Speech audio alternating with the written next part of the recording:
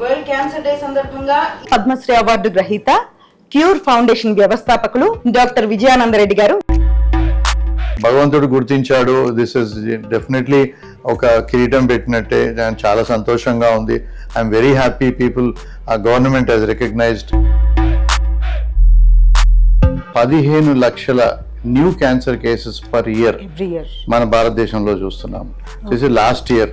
Incidence ఇంకా పెరిగిపోయే అవకాశం ఉంది. అసలు క్యాన్సర్ కి ఎప్పుడు స్క్రీనింగ్ చేసుకోవాలి? 30 or 40? చాలా మంది ఇది డిబేటబుల్ అంశం. 30 years కి అంటారు, 40 years కి అంటారు బయట. వెరీ వెరీ ఇంపార్టెంట్ క్వశ్చన్ అమ్మా. రెగ్యులర్ ఇంటర్నేషనల్ స్క్రీనింగ్ ప్రోగ్రామ్ లో 40 years ప్లస్ వాళ్ళకి screening is advisable. In general with my experience I'm saying you should start at 35 years.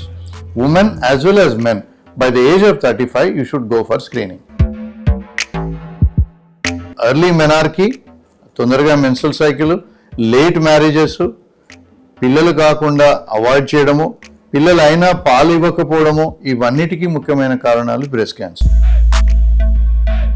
Sir, most under rated habit ఏం చెప్తారు sir cancer రాకుండా ఉండడానికి? Tobacco, your daily health habits and not doing a proper exercise are more important.